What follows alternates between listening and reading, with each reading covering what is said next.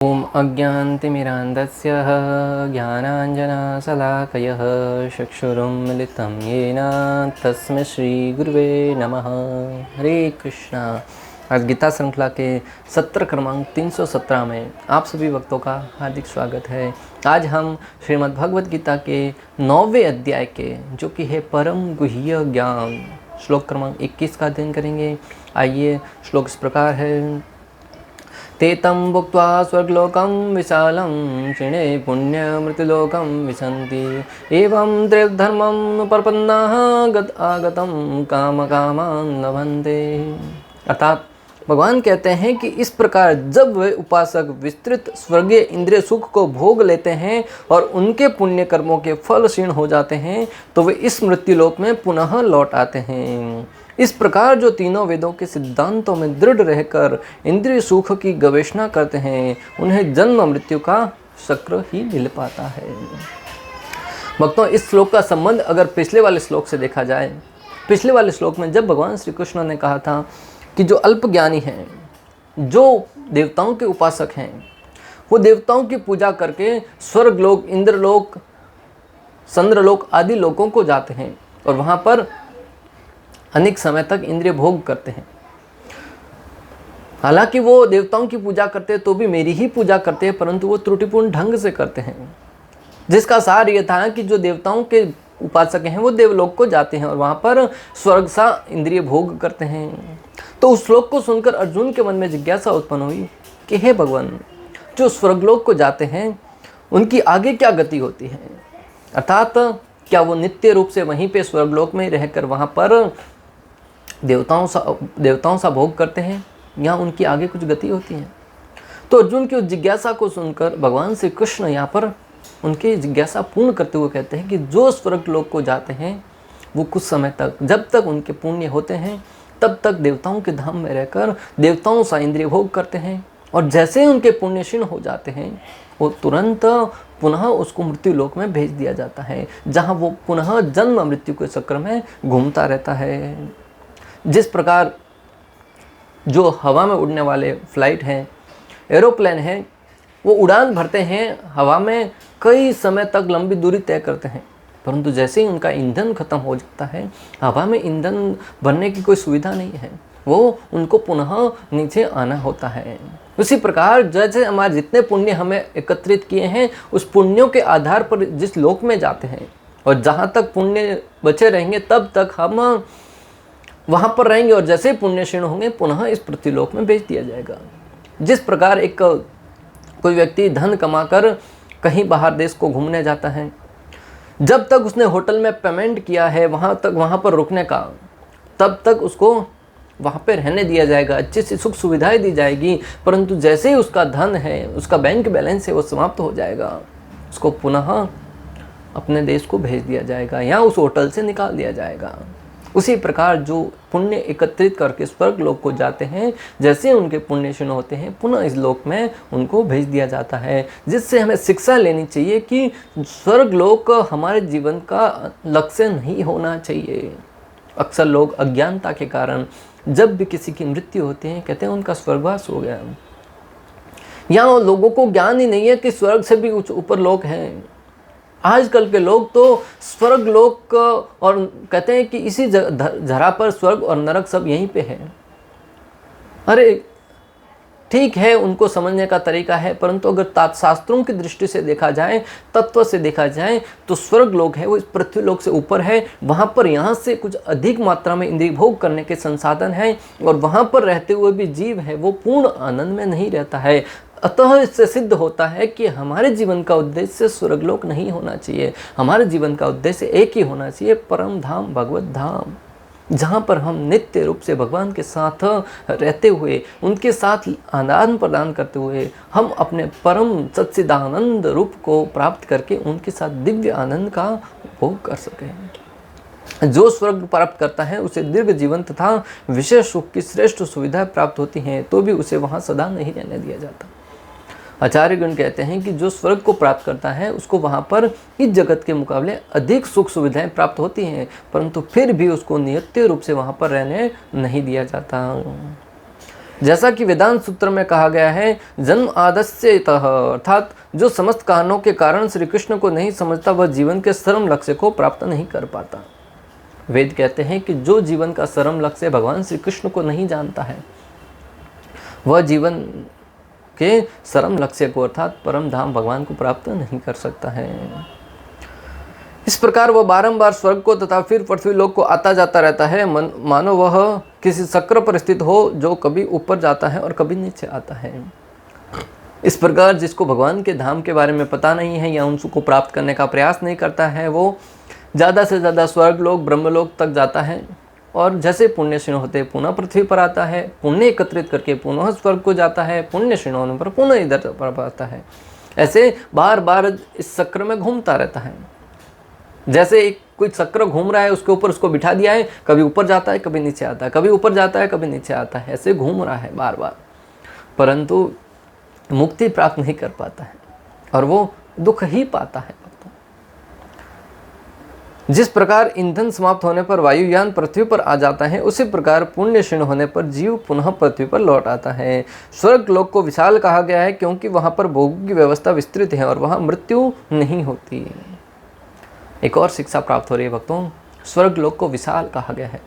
क्या कहा गया है? स्वर्ग लोकम विशालम, अर्थात स्वर्ग लोक में इस पृथ्वी लोक के मुकाबले इंद्रिय भोग है वो विशाल है। वहां पर हम कल्पना भी नहीं कर सकते भक्तों, इतना अधिक इंद्रिय भोग के संसाधन हैं।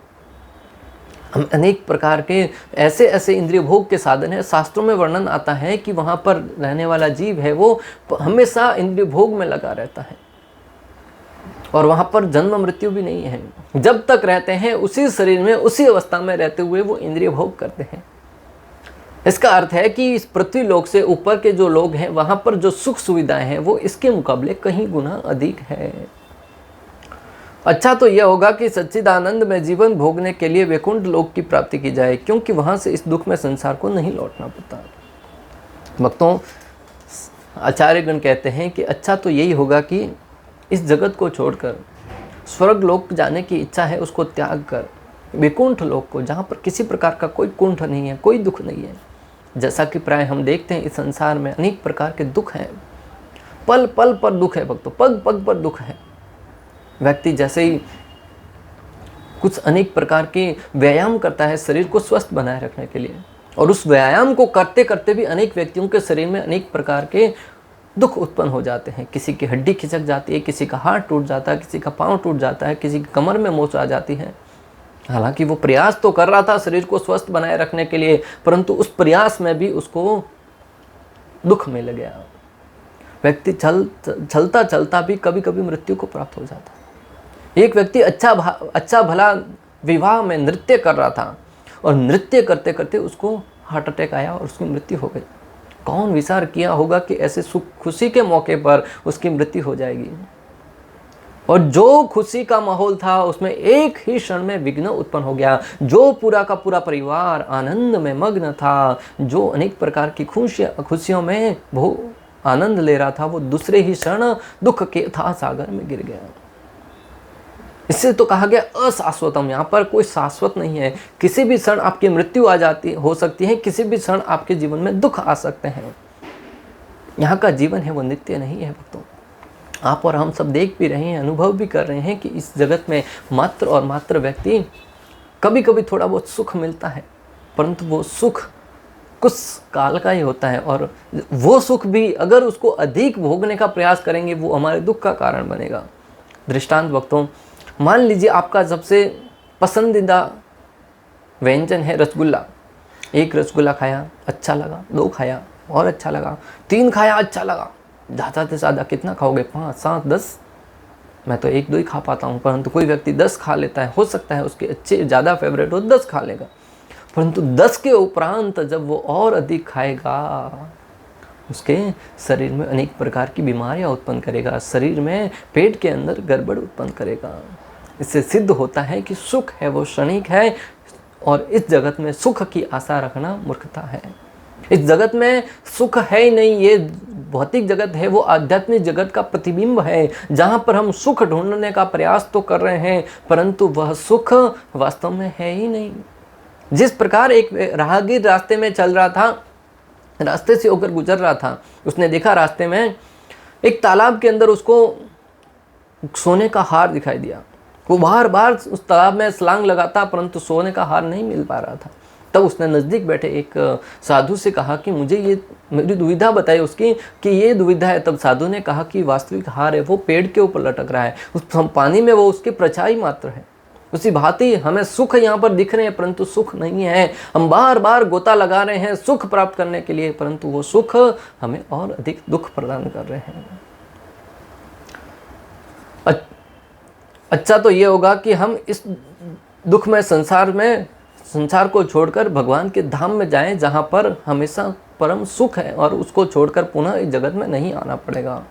दृष्टांत भक्तों, भगवद गीता 18.15 और 16 में भगवान श्री कृष्ण पहले ही कह चुके हैं कि जो मामुपेत्य तो पुनर्जन्म दुखालयम अशाश्वतम नाप्नुवन्ति महात्मानः संसिद्धिं पराम गतिम्। भगवान कहते हैं कि मुझे प्राप्त करके महापुरुष जो भक्ति योग्य हैं कभी भी दुखों से पूर्ण इस असंख्य जगत में नहीं लौटते, क्योंकि उन्हें परम सिद्धि प्राप्त हो चुकी होती है।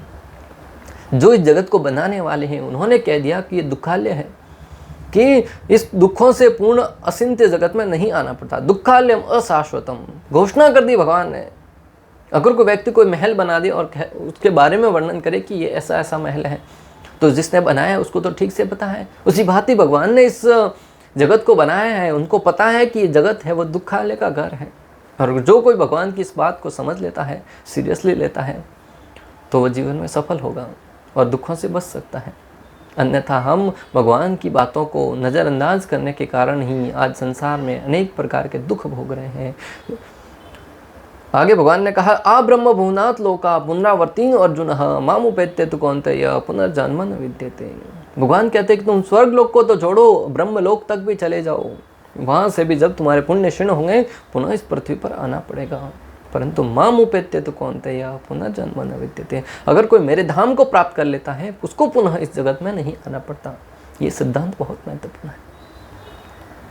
भागवतम 11.26.1 में भी भगवान कहते हैं कि मलक्षणम इमं कायम लब्ध्वा मदर्थम आस्थितः आनंदम परमात्मानम अस्थितम समुपेति माम। इस मनुष्य जीवन को जो मनुष्य को मेरा साक्षात्कार करने का अवसर प्रदान करता है पाकर और मेरी भक्ति में स्थित होकर मनुष्य मुझे प्राप्त कर सकता है, जो कि समस्त आनंद का आधार तथा हर जीव के हृदय में वास करने वाला परमात्मा स्वरूप हूँ। भगवान कहते हैं कि ये मनुष्य जीवन है वो बहुत ही महत्वपूर्ण है। इस मनुष्य जीवन को प्राप्त करके अगर कोई व्यक्ति शास्त्रों के सिद्धांतों के आधार पर जीवन निर्वाहन करके अपने जीवन का परम लक्ष्य मुझे प्राप्त करने के लिए जीवन को लगा देता है, वह तो व्यक्ति सुखी रहेगा। अन्यथा दुख के अथाह सागर में घूमता रहेगा। क्योंकि मनुष्य जीवन है वो कोई इंद्रिय भोग के लिए नहीं मिला है भक्तों। ये मनुष्य जीवन ही एक ऐसा जीवन है जिसमें व्यक्ति जिज्ञासा कर सकता है, मैं कौन हूँ, कहाँ से आया हूँ, मृत्यु के उपरांत कहाँ जाना है। आप पशु योनि में या अन्य जीव योनियों में आप जिज्ञासा नहीं कर सकते। उसको पता नहीं है क्या करना है क्या नहीं करना, वो मात्र आहार निद्रा भय मैथुन में ही लगा रहता है। मनुष्य जीवन प्राप्त करके भी हम उनकी भांति अगर जीवन निर्वाहन करेंगे, उनकी भांति अगर जीवन निर्वाहन करते रहेंगे, तो हम में और उनमें अंतर क्या रह जाएगा। और स्वयं भगवान कह रहे हैं कि मनुष्य जीवन प्राप्त हुआ है आत्म साक्षात्कार के लिए, जन्म मृत्यु के बंधन से मुक्त होने के लिए। तो अगर बुद्धिमान है तो हमें भगवान की बात पर विचार करके उनकी आदेश का पालन करने में लगना चाहिए। दिव्य ज्ञान में स्थित व्यक्ति प्रकृति के गुणों के फलों से अपनी झूठी पहचान त्याग कर बद्ध जीवन से मुक्त हो जाता है। जो दिव्य ज्ञान में स्थिर व्यक्ति है वो प्रकृति के साथ प्रकृति के गुणों के फलों से अपनी झूठी पहचान को त्याग कर, झूठी पहचान अर्थात ये रिश्ते हैं वो वास्तविक नहीं है। इस जगत में हम अनेक रिश्ते बना लेते हैं। हिरण्यकशिपु जब हिरण्याक्ष का वध हो गया तब अपनी माता को सांत्वना देते, उसकी माता बहुत रो रही थी, उसकी भाभी बहुत रो रही थी। तब हिरण्यकशिपु जो राक्षस प्रवृत्ति का है वो अपनी माता और भाभी को ज्ञान देते हुए कहता है कि जिस प्रकार नदी में बह रहे दो तिनके, लकड़ी के दो तिनके कभी कभी तट पे आके दोनों इकट्ठा होते हैं और पानी के बहाव आने पर पुनः अलग अलग हो जाते हैं, उससे हमें उससे शोक नहीं करना चाहिए हमें। उसी भांति जगत में भी हम कभी कभी प्रकृति के साथ या हमारे कर्मों के बंधन के आधार पर हम कभी कभी साथ आते हैं, भाई भाई के रिश्ते में, भाई बहन के रिश्ते में, माता पिता के रिश्ते में, पुत्र पिता के रिश्ते में। और जब वो रिश्ते टूट जाते हैं तो हम अलग हो जाते हैं। जब किसी की मृत्यु हो जाती है, जिस प्रकार वो लकड़ी के तिनके पानी के बहाव से अलग हो गए, उसी प्रकार हम काल रूपी मृत्यु के बहाव से अलग हो गए। हमें उसके लिए शोक करने की आवश्यकता नहीं है।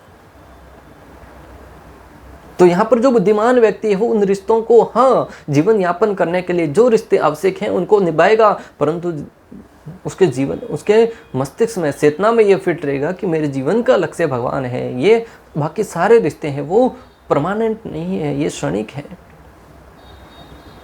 इन फलों को मात्र मोह समझकर उन्हीं के बीच निरंतर रहते हुए भी वह प्रकृति के गुणों में फंसते से अपने को बचाता है। इस प्रकार वो प्रकृति के संग में रहते हुए भी, इन रिश्तों को निभाते हुए भी, इस जगत में रहते हुए भी जगत का नहीं होना बहुत ही बड़ी बात है भक्तों, बहुत समझने वाली बात है। जगत में रहते हुए जगत का नहीं होना। जिस प्रकार आप तेल पानी के अंदर डाल दो, पानी के साथ रह रहा है, फिर भी पानी का नहीं होता, पानी से ऊपर ही तैरता रहता है। दूध में पानी डाल दो, वो मिक्स हो जाएगा, परंतु तेल के अंदर डालोगे, तेल अलग ही रहेगा, पानी के साथ मिक्स नहीं होगा। उसी भांति जो महात्मा है, बुद्धिमान है, वो जगत में रहते हुए भी जगत के नहीं होते हैं। वो इस जीवन निर्वाह ऐसे करते हैं, ऐसा लगता है साधारण लोगों की बात ही कर रहे हैं, परंतु हृदय से वो सचेत रहते हैं कि भगवान का और उनका क्या संबंध है, जगत का क्या संबंध है। मनुष्य को कभी ऐसे भौतिकवादियों की संगति नहीं करनी चाहिए जो अपने जन्नांग तथा उदर की तृप्ति में लगे रहते हैं। भक्त को चाहिए कि वो ऐसे लोगों की संगति से बचे जो उदर का पोषण करने, अर्थात पूरा दिन खाने की बात करते हैं या जन्नांग के बारे में, अर्थात इंद्रिय भोग के विषय में ही चर्चा करते रहते हैं या स्त्रियों की बातें करते रहते हैं। उन लोगों की संगति से बचना चाहिए। संग बहुत महत्वपूर्ण है भक्तों। आप किसका संग करते हैं वो आपके जीवन पर बहुत बड़ा प्रभाव डालता है। चाणक्य पंडित कहते हैं कि किसी व्यक्ति के बारे में मैं उसके जीवन रेखा के बारे में, ये उसके बारे में जानकर उसके जीवन के बारे में बता सकता हूँ कि वो किसका संग कर रहा है। जिस व्यक्ति का संग कर रहा है उसको मैं समझकर उसके जीवन के कार्य क्या करेगा उसके बारे में बता सकता हूँ। कहने का तात्पर्य है कि आप किसका संग करते हैं वो आपके सीधे सीधे जीवन के लक्ष्य के ऊपर निर्भर करता है। अतः जीवन में साधु संगों का संग कीजिए भक्तों। लव मात्र साधु संग, एक लव मात्रता, एक क्षण का भी अगर साधु संग प्राप्त हो जाए ना, वो आपके जीवन को सर्व सिद्धि प्राप्त कर देगा। और थोड़ा सा किसी दुराचारी का संग है वो आपके जीवन को बर्बाद कर देगा। जामिल का दृष्टांत भक्तों, एक क्षण के लिए उसने वेश्या के साथ संग करते हुए पुरुष को, दृश्य को देखा और उसके अंदर जिज्ञासा उत्पन्न हो गई, अर्थात आंखों से उसको संग किया था और वो उसके जीवन की कायाकल्प ही परिवर्तित कर दी। ब्राह्मण कुल में जन्म लिया था, अच्छे से शास्त्रों का अध्ययन किया था, परंतु फिर भी वेश्यावृत्ति में पूर्ण रूप से लगा गया और उस वेश्या के साथ उसने विवाह तक कर दिया, अपने घर से बाहर निकल गया, चोरी करने में लग गया। एक क्षण के लिए उसने संग किया था। और ऐसे अनेक साधु हैं जिन्होंने एक क्षण के लिए भक्तों का संग किया। नारद मुनि का दृष्टांत ले लीजिए भक्तों, कुछ भक्तों के संग में रहे, मात्र उनका झूठा प्रसाद खाया और अगले जन्म में वो नारद मुनि बन गए। इससे हमें समझना होगा कि संग बहुत महत्वपूर्ण है। उनका अनुसरण करने पर मनुष्य अंधकार के गहरे गड्ढे में गिर जाता है, जिस तरह एक अंधे व्यक्ति द्वारा दूसरे अंधे व्यक्ति का अनुगमन करने पर होता है। अगर आप ऐसे व्यक्तियों का संग करेंगे जो गलत रास्ते पर हैं तो आप भी गलत रास्ते पर जाएंगे। जिस प्रकार अंधे व्यक्ति का हाथ पकड़ेंगे तो वो गड्ढे में गिरेगा, तुम भी गिरोगे। अतः आध्यात्मिक ज्ञान अर्जित करने के लिए प्रामाणिक गुरु की शरण में जाना चाहिए। आध्यात्मिक ज्ञान अर्जित करने के लिए हमें प्रामाणिक गुरु की शरण में जाना होगा, वरना अगर तथाकथित लोगों की शरण में जाएंगे जो वो स्वयं तो गलत रास्ते पर हैं, आपको भी गलत रास्ते पर धकेल देंगे। एक दृष्टांत ले लीजिए भक्तों, एक बार अंधा व्यक्ति था, अपने ससुराल जाने के लिए निकल पड़ा, घर से वन के रास्ते जा रहा था, कोई मार्गदर्शन नहीं था, वन के रास्ते जा रहा था। रास्ते में एक गाय चराने वाला मिला, ग्वाला था। उसने उस ग्वाले से पूछा कि मेरे ससुराल का रास्ता बता सकते हो? तब उसने कहा कि मैं तो अभी गायों को छोड़कर तुम्हारे साथ तो नहीं आ सकता और रास्ता तो तुम देख तो रहे नहीं हो, कैसे दिखाऊं तुमको? क्योंकि मैं गाय इतनी सारी उनको छोड़ के तुम्हारे साथ आ गया तो मेरी गाय सब चली जाएगी। अतः एक काम कीजिए, तुम इस गाय का पूंछ पकड़ लीजिए और गाय के पीछे पीछे चलते रहिए, गाय तुम्हारे ससुराल तक तुम्हें छोड़ देगी। इस व्यक्ति ने गाय का पूंछ पकड़ लिया उसके कहे अनुसार। गाय को पूंछ को ऐसा कसकर पकड़ा कि गाय भयभीत हो गई, डर गई कि किसी ने मुझे पकड़ा है पीछे से। वो भागने लगी, वो पीछे पीछे घसीटने लगा। गाय भाग रही है तो लात लग रही है उसको, जमीन पर जो कंकड़ वाली जमीन में उसमें घिसता जा रहा है, कांटे घिस रहे हैं, वन के रास्ते थे इसलिए। तो उसके वस्त्र वगैरह पूर्ण रूप से फट गए। अंततः गत्वा वो उस गांव में पहुंच गया। वहीं पे जाकर लोगों ने गाय चोरी का इल्जाम लगाकर अलग से और पीटा वो अलग।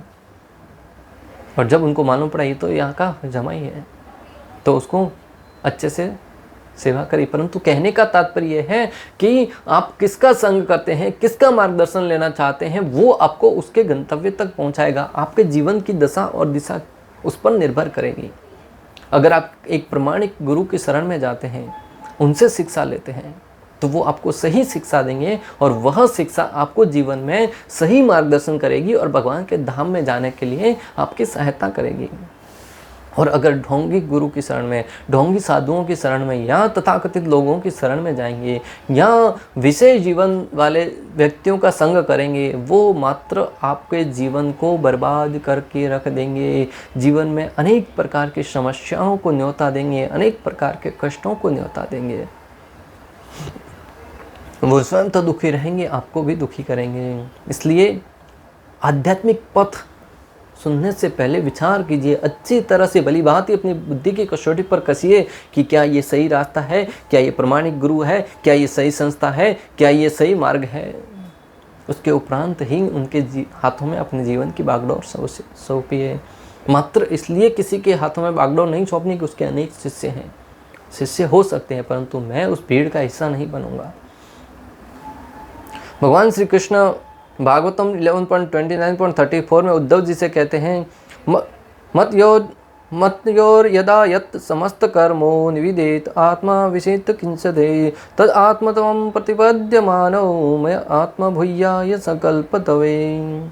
जो व्यक्ति सारे सकाम कर्म त्याग देता है और मेरी सेवा करने की तीव्र उत्कंठा से स्वयं को पूरी तरह मुझको सौंप देता है, वह जन्म मृत्यु से मोक्ष पा लेता है और मेरे ऐश्वर्य के भागी के पद पर उन्नत हो जाता है। जो व्यक्ति सारे सकाम कर्मों को भी त्याग देता है, दोस्तों सकाम कर्म अर्थात पुण्य कर्म करना, भगवान तो कह रहे पुण्य कर्म को भी त्याग दो। सकाम कर्मों को त्याग देता और मेरी सेवा करने की तीव्र उत्कंठा से स्वयं को पूरी तरह मुझको सौंप देता है। कैसी उत्कंठा होनी चाहिए? भगवान की सेवा करने की। जो व्यक्ति सकाम कर्मों को भी त्याग कर, पुण्य कार्यों को भी त्याग कर मात्र श्री कृष्ण की सेवा करने के लिए अपने आप को समर्पित कर देता है, वह व्यक्ति जन्म मृत्यु से मोक्ष पा लेता है। वह व्यक्ति जन्म मृत्यु से मोक्ष अर्थात जन्म मृत्यु के चक्र में आने से छुटकारा पा लेता है और मेरे ऐश्वर्य के भागी के पद पर उन्नत हो जाता है और भगवान के समान ऐश्वर्य पा लेता है। चतुर्भुज रूप भगवान सा प्राप्त करता है। गोलोक धाम में जाकर शंख चक्र गदा पद्म धारण किए भगवान के समान विग्रह रूप धारण करता है और भगवान के साथ नित्य सेवा में संलग्न रहकर भगवान का भोग करता है। भक्तों, बहुत महत्वपूर्ण बात है कि जो भगवान के भक्त हैं, भगवान के सखा है, वो भगवान की सेवा करने के लिए कार्य करते हैं, परंतु जब सेवा करते हैं तो भगवान सा आनंद उनको भी आता है। कृष्ण लीला का दृष्टांत, जो ग्वालवाल थे, गोपवाल थे, भगवान की सेवा के लिए हमेशा थे, परंतु जब भगवान प्रसन्न होते थे उनको उनसे अधिक दुगुना आनंद होता था। इसलिए तो भगवान है वो भक्त के भाव में आए। आज से लगभग 500 वर्ष पूर्व चैतन्य महाप्रभु के रूप में अवतरित हुए इस धरा पर भक्त के भाव का आनंद लेने के लिए कि मेरे भक्त हैं वो कैसे आनंदित रहते हैं, मैं भक्त का भाव लेकर जाऊंगा। और चैतन्य महाप्रभु एक भक्त का भाव लेकर आए और उन्होंने इस सिद्धांत को स्थापित किया कि हम तृण से भी बहुत ही गए गुजरे हैं। एक साधारण है, तृणांत भी सुनि से न तरोर अपि सहिष्णु नाम अमानी न मान देना कि तन्य सदाहरी। एक तिनके से भी नम्र बन जाओ, एक पेड़ से भी अधिक सहनशील हो जाओ। इस प्रकार जब हम जीवन निर्वाहन करेंगे तब निश्चित रूप से भगवान श्री कृष्ण प्रसन्न होंगे। तो इस प्रकार श्लोक का सार ये है भक्तों, या भले स्वर्ग लोक में चले जाओ, ब्रह्मलोक में चले जाओ, कहीं भी चले जाओ, आपको पुनः पुण्य क्षीण होने पर इस जगत में आना पड़ेगा। अतः हमें स्वर्ग लोक जाने की इच्छा को त्याग कर भगवान के धाम में जाने के लिए प्रयासरत होना चाहिए या भगवत सेवा में लगे रहकर अपने जीवन का कल्याण करना चाहिए। इस प्रकार श्लोक क्रमांक 21 का भक्ति वेदांत तात्पर्य पूर्ण हुआ। अंत तक हमारे साथ बने रहने के लिए आप सभी का हृदयपूर्वक प्रेम पूर्वक बहुत बहुत धन्यवाद। शिला प्रभुपाद की जय। श्री श्री राधा गोपीनाथ भगवान की जय। श्रीमद् भगवद गीता की जय। हरे कृष्णा कृष्ण कृष्ण हरे हरे, हरे राम राम